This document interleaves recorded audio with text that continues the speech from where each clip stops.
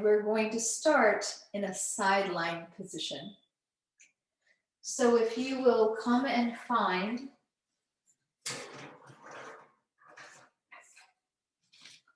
a comfortable way to rest on your side and make sure that there is space behind you. Make sure that your strap is handy and that your blanket or your pillow is nearby. And I'm going to have us start in this really simple way, and that is to rest the head in the arm. And if resting your head in your arm is not comfortable, then keep the arm ahead and put a pillow or a blanket or the yoga block underneath your head. The important part is that your neck is neutral. And we'll start this way. I want to reach the arm ahead and then take it up and over, follow it with my eyes and look back behind and return. And whenever we spend time with hip opening, it affects the willingness of the shoulder girdle mobility. But there's a specific thing the lower body has to do. What I don't want you to do is shift the pelvis. I want you to keep your knees stacked. They should be flush. And I want to lift the arm and turn the rib cage and look back behind. And if you are able to go really far back, the further you go, the more you reach the top knee forward to keep the pelvis from sliding back. That might seem tedious, but it should feel good. It is strengthening. Whatever you do, we don't yank the arm back. The head has to turn. I need you to look to where the fingers are going so that we don't hang off the labrum of the shoulder, that the rib cage turns. Next, that arm is going to slide over the head, trying to stay with the floor as far as you can. Now you warmed up. Notice where you have to lift the arm up off the floor, come over the hip, go in the reverse. And the idea is, can the rib cage turn? Are you able to get to the floor? When can you get to the floor? Let the fingers follow the floor all the way back. Great work. Let's try all of that on the other side, please.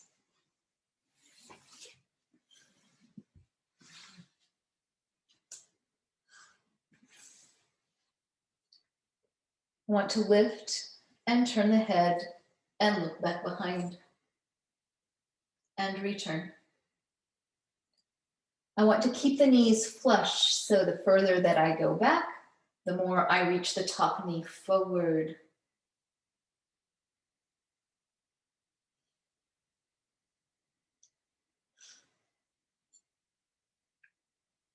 Inhaling to go back. It's rather interesting how something so simple feels really great and very maintenance oriented. Take the arm over the head. Try to stay with the floor as far as you can. Notice when you need to lift the arm off the floor, and then up over your hip and in the reverse. So I have this chair in the way.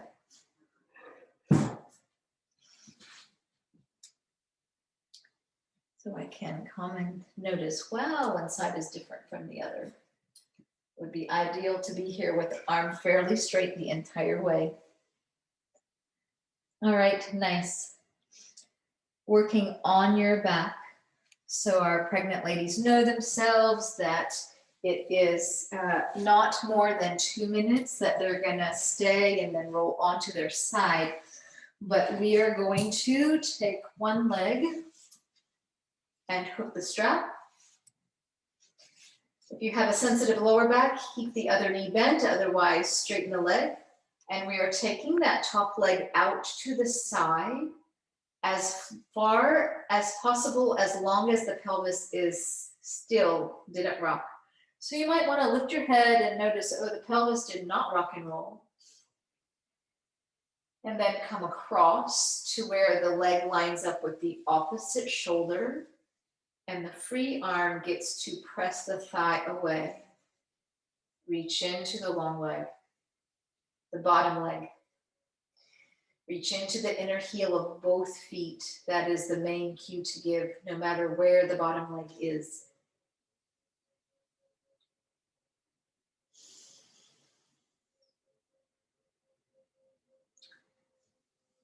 And switch. Slide the other foot into the strap. Take the first one out. You are taking that leg out to the side. If you're able to straighten the bottom leg, do. Keeping the pelvis even is key.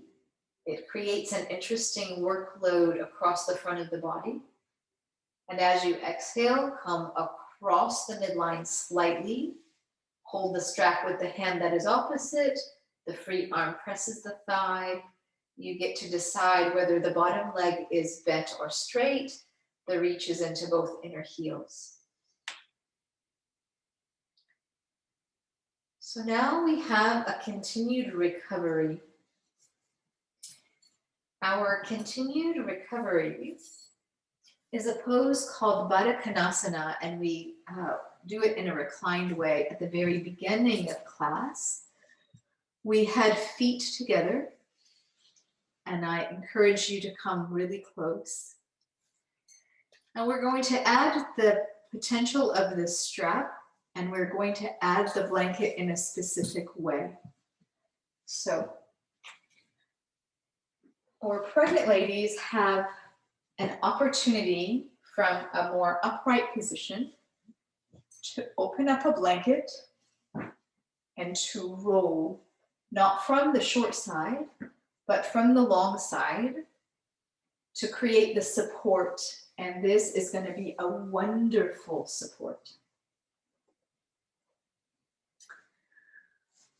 So if you are not near the wall, or if you have a chair that's not going to move, or if you can set it against the wall, if you want to make your to make sure you know what we're doing and then go and practice this after the explanation, all well and good, it is wise to sit with a little bit of height.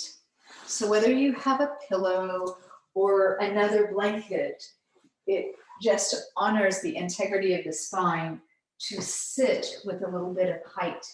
So here I am, and I just want to show, and anyone can really do this. But if I sat with a little bit of height and I brought my feet together in this bound ankle pose, it is called that because we're going to take this blanket and we're going to put it over the feet and tuck it in so that when the knees drop out, they are a little bit higher than they would have been otherwise, and it feels so nice at the outer hips and the lower back, just to sit here with the back against the chair with this lift of support. It's amazing. It lets the spine just relax, and it's a great way to sit. And so, though for everybody, but especially for our pregnant ladies, if you find how much your body really likes this place, you can begin to get yet another pillow and prop yourself up so that you get to lean slightly back. While you do this, you'll put the pillow between you and the back of the chair or at the wall, and then you'd be so surprised how lovely this is. To do this from the floor in a reclined position has a few other opportunities as cues and direction. So I just want to show. I would take the blanket from in its length, I would fold it again in half. So here we are. And then I would fold it back on itself from each side. And what I'm really doing is creating an accordion style fold.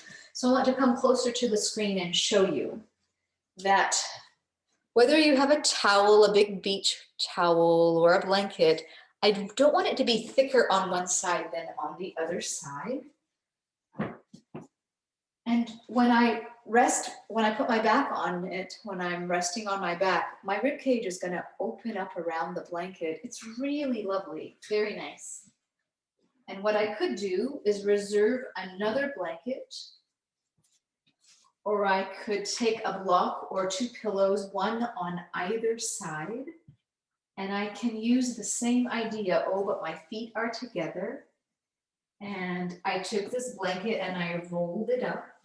And all of a sudden I could tuck it and it supports the outer legs. Some of you may have a yoga block and you'll put a block underneath each side and it would work really nicely.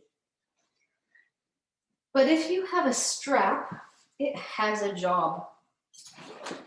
And its job is to support the lower back as well. And you might not have a strap and you might not have a blanket, but I just wanted to show for the sake of those who do. It's not absolute. I created a big loop with my strap and I'm putting it on over my head like a shirt. And I'm bringing my feet together and hooking the feet. Wow. And then I'm tightening it up. So it goes from the sacrum, not the waistline, around the feet. And as I shorten it up, it's so supportive. All of a sudden that holds great support of the sacral spine. And whether you are pregnant or not, this is heavenly. It is so nice to have that support. So, so many poses might tempt you to getting a long enough yoga strap. And if you have two belts at home, they would certainly work. You could hook them together. It's always nice to notice that we can improvise. So I want to recline onto this blanket. It is supporting the curve of my lumbar spine. I did not sit on the blanket. My pelvis is at the floor. What's rather interesting is that this blanket now has more length and I could fold it and put it underneath my head. My feet are together. And we are all different. Everybody is different in their history and their makeup. So that if there's not enough support, by all means, put something underneath each thigh. You'd be so surprised. And to have the lower body supported allows the upper body to just relax. Arms beside you or hands at your belly, just breathe.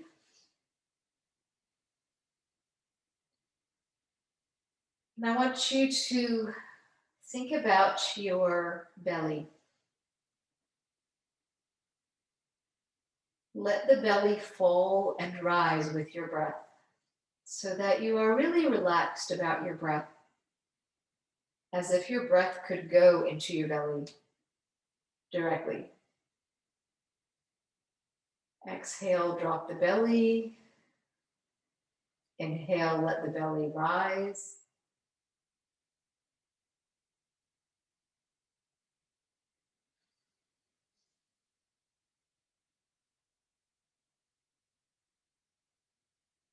We are creating a one-pointed focus.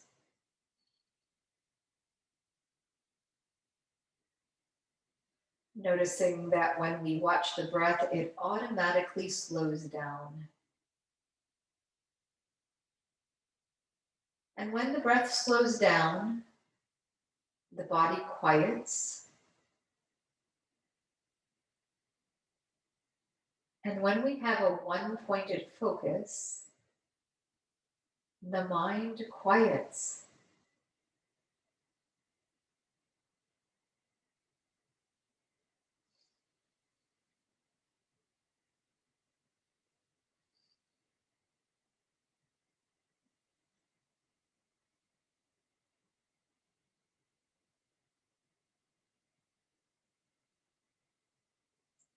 And if your mind starts to race and roll, Simply guide it back.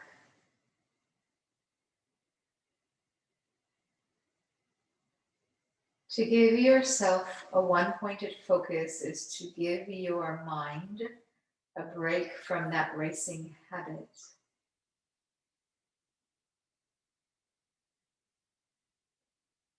And when we take the time to practice it, then we are aware when we get hijacked by that racing mind, and we are more apt to stop and do what we need. And that is to take a break and to just focus on one thing at a time. It helps with clarity. It reserves our energy.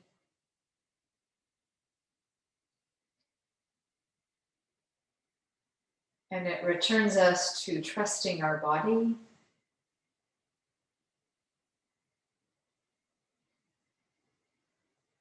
And to appreciating our design.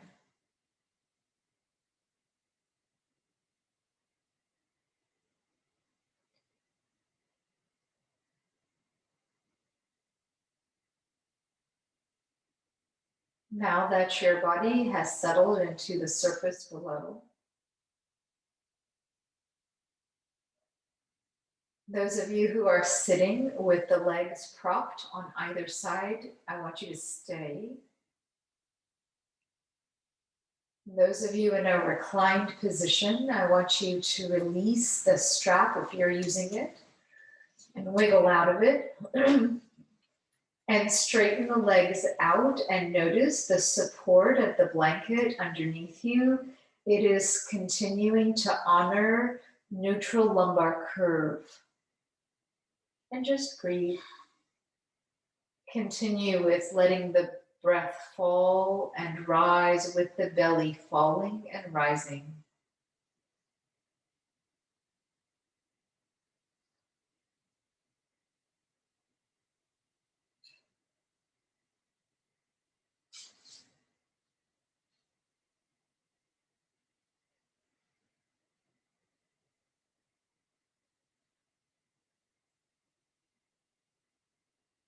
With the next few breaths, if you will allow that same start, I want to allow the belly to rise with the inhalation, and then continue with as great a breath as you can, feeling how the rib cage expands wide and high.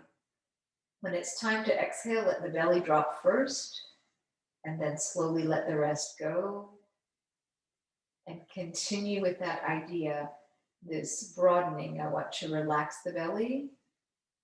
Continue a deep breath, broaden the rib cage. Continue a deep breath, really fill the rib cage. Exhale, drop the belly first, and slowly let the rest go.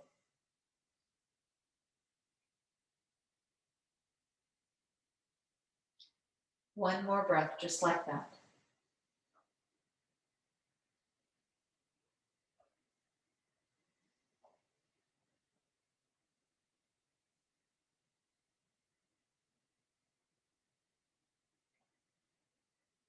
I encourage you to build time in any restorative pose in yoga practice. Do some active poses, release apprehension from the body, work on building strength and stretch in fun ways to recognize that your body is built to do so much. And then find a recovery pose and let your body and your mind settle. And if you choose just one thing to do, let it be a restorative pose. When you're ready, draw your knees to your chest, roll to one side, and press up and sit.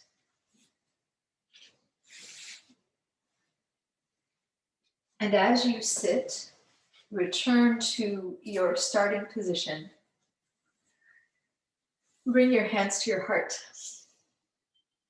Notice how you feel open and how your body has quieted and it's balanced with this sense of feeling clear and ready. So I hope the sense of feeling open lasts you through until tomorrow. Thank you for your presence. Namaste.